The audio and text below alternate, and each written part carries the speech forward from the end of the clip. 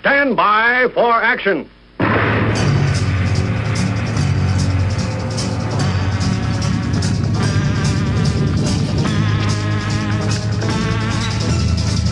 Thanks for joining me. My name is Dave Milner. I am the Unpleasant Blind Guy.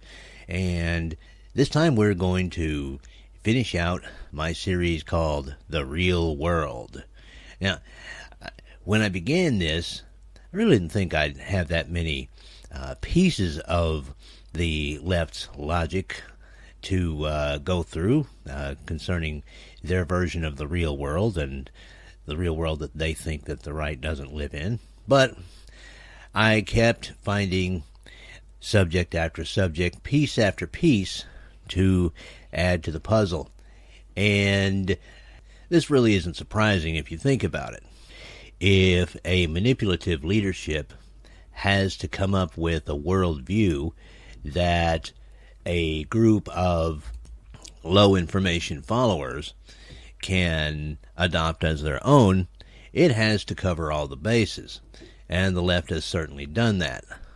So, let's begin with thanking everyone for their kind comments about the 2 previous shows.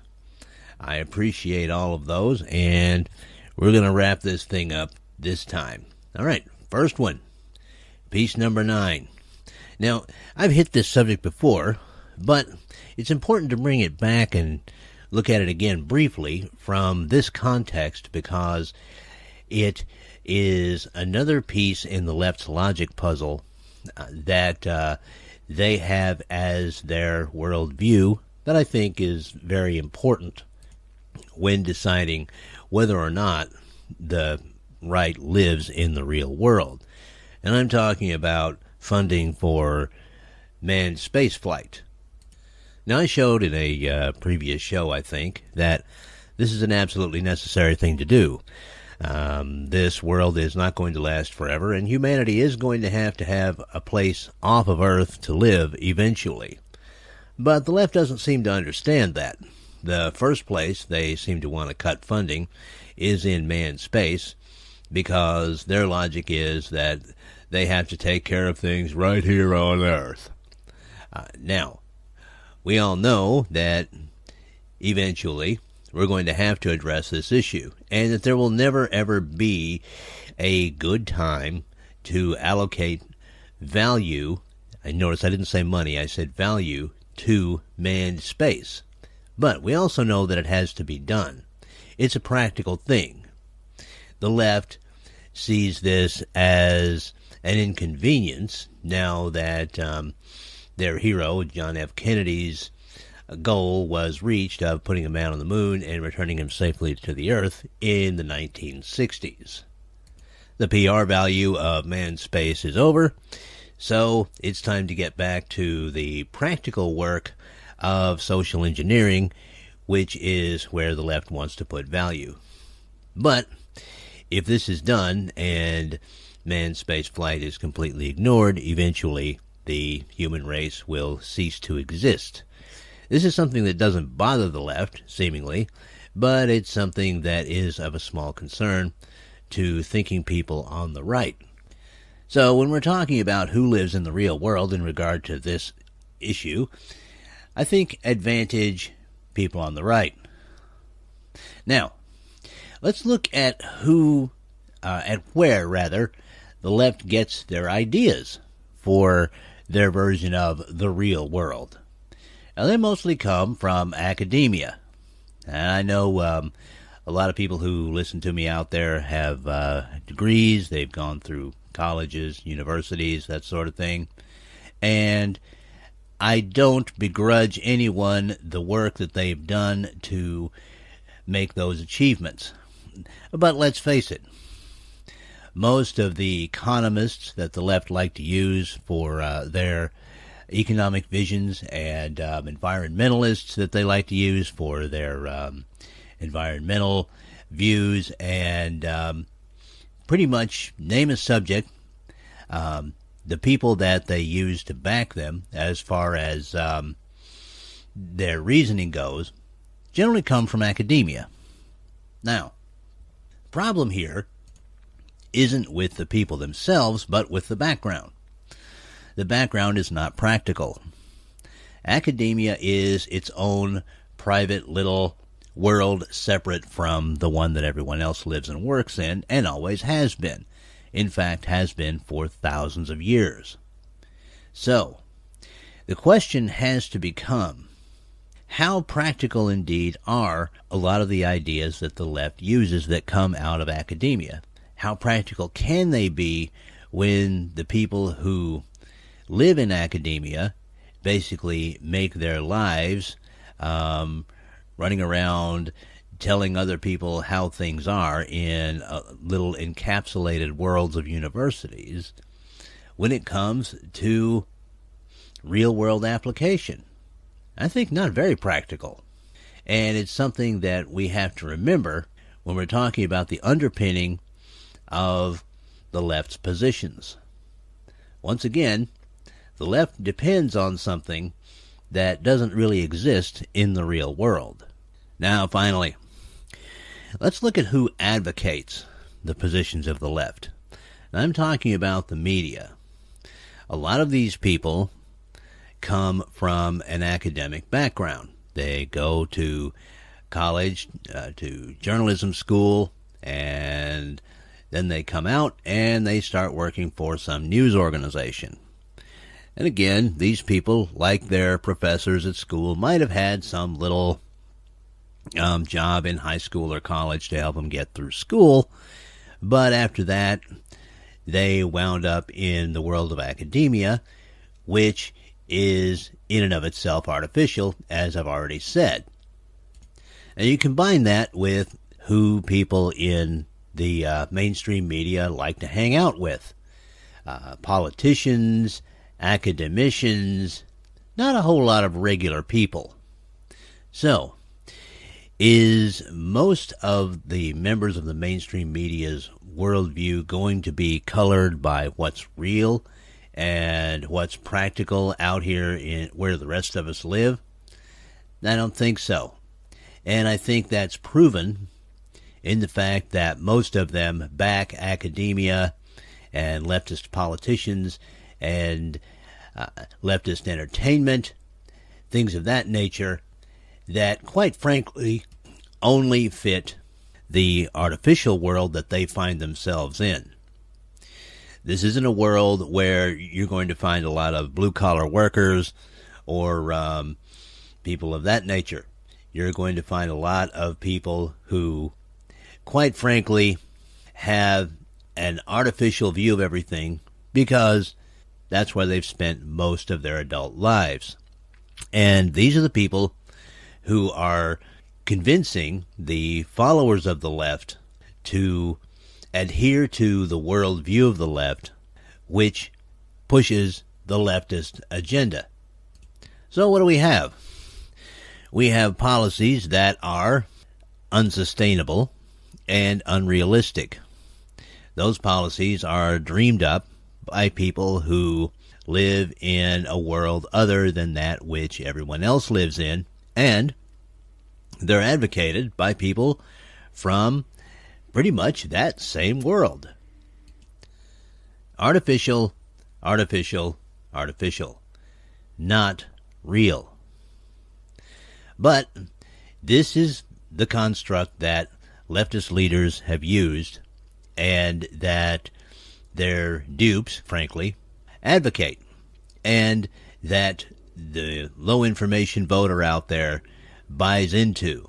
Now, that doesn't mean that the low-information voter is stupid. That means, though, that they are manipulated by some of the self-same people that I've discussed here. So, do the left live in the real world?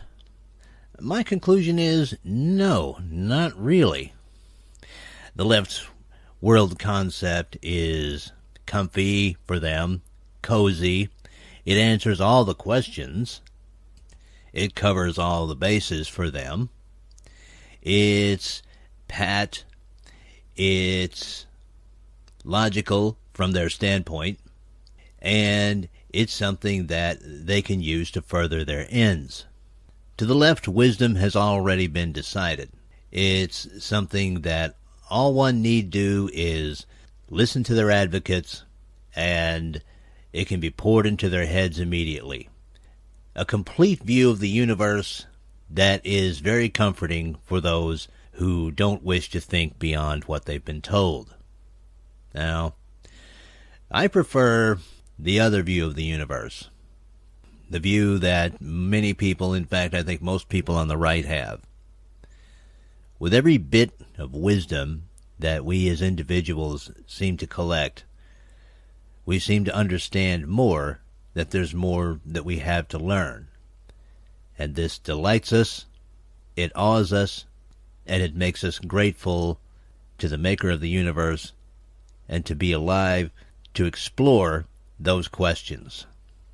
The world of the right is still something we're discovering, and that discovery in and of itself makes us more practical and makes the people of the right the ones who live in the real world.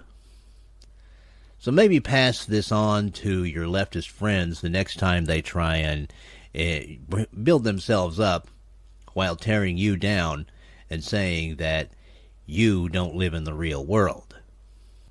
All right, we have time left to have a little bit of fun. And those who know me know that I like me some football. And Leopard Woman, a really great and supportive listener to this show, came across something that I liked quite a bit. It's called 15 Ways Football is Better Than Politics. Now, this is posted to foramerica.com by Rot Dog on September the 7th. Are you ready for some football? A lot of time is spent discussing politics, but one of the few things that draws people away from talking politics is talking football. Here's our list. Reasons why playing on the gridiron is easily better than playing on Capitol Hill. In the NFL, great workouts pay off. In politics, payoffs work out great. In the NFL, criminals serve time. In politics, criminals serve as the Attorney General. People can't wait for football season to begin. Everyone prays campaign season never starts. The NFL has beautiful and excited cheerleaders. Politics has Debbie Wasserman Schultz and Nancy Pelosi. The NFL players are tested for performance-enhancing drugs. Political players aren't tested for anything, including any sign of intelligent life. Race is not a factor in the NFL, only wins and losses. Politics divides us by race, and everyone loses. In the NFL, referees blow their whistles when the play has ended. In the Clinton White House, the interns blow and play begins. Personal fouls in the NFL result in 15-yard penalties. In the game of politics, it's just the players that are foul. Beer is best served cold in the NFL. In politics, the only thing served cold is revenge. The NFL has politically incorrect mascots like the Redskins, who the fans love. Politics has the orange skins that no one can stand. Sexual harassment is discouraged in the NFL. In politics, harass is 2 words. In the NFL, players hit the field on live TV for everyone to see their performance. In politics, they hide in smoke-filled rooms, play the game, then appear on TV to convince you what a great job they are doing. In the NFL, they take every precaution to make sure players don't get hurt. In politics, hurting the other player is encouraged. Everyone waits in great anticipation for the new Super Bowl commercials. In the game of politics, they look for the mute button. Football is easier to explain to your kids. Politics is difficult to explain to anyone. So let the games begin. Good luck to you and your favorite team, unless they are playing the Packers. Oh, did I mention the cheerleaders? All right. Now, the Awesome American for this show is someone who is anonymous. And I thought about saving this one for around the holidays because it's a good holiday story. But should people choose to emulate this person, it might be worth getting ready to do so a little bit earlier. This show's Awesome American is the Layaway Angel. Now, this story comes from The Blaze, filed by Billy Hallowell on September the 5th. Picture this. You've been given a terminal diagnosis and have limited time left on Earth. What would you do with your time? Would you have the emotional ability to think beyond yourself and your own mortality? One woman in Auburn, Maine, was reportedly faced with these very questions, and she made a stunning and monumentally inspiring decision. And now she's being called the back-to-school angel after personally paying off 16 layaway orders for struggling families at a local Kmart store. She was here for about 15 minutes. She paid off the 16 layaways in cash, about $3,000, store manager Joyce Bian told WCSH-TV. Then she said, "I'm not feeling well. I need to leave." The mystery woman apparently told Kmart staff members that she was extremely ill. She apparently paid off the accounts in an effort to do something good with her life before she died. Considering that the families who had layaway accounts were behind in their payments, her kind gesture was much appreciated. One of the women who had an order on layaway was Rena Thibodeau, a grandmother who works as a night janitor. Little did the layaway angel know that Thibodeau, who runs a charity called Christmas Smiles, with a Z, a group that helps provide items for children in need, and she uses Kmart's layaway program to secure and purchase these items. The angel's actions then will go much further than she likely realized. It takes all kinds of people in the world. This lady proved there are still good people out there, said Thibodeau, who was clearly elated. So many other kids this woman is helping, and she doesn't even know it. When I talk about it, it's like a dream. The incident, and I think it's rather interesting that they characterize this as an incident. It's an act of charity.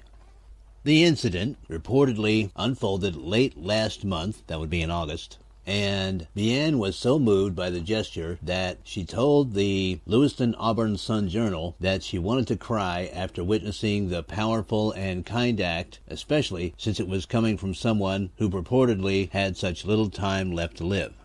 Layaway stories are common during the holiday season, although this one comes a bit earlier than normal, as generous people sometimes show up to help those in need pay off their balances. And there we are. Our awesome American is an unknown American using her resources for charity in her way. And I like this story for a lot of reasons, a lot of obvious reasons. One of them, though, is that this wasn't a case of government charity. It was a time when an individual used their own resources to make things better for everyone else, something which all awesome Americans do on a daily basis. That's it for this show. See everyone next time. Thank you, and may your God go with you. Goodbye.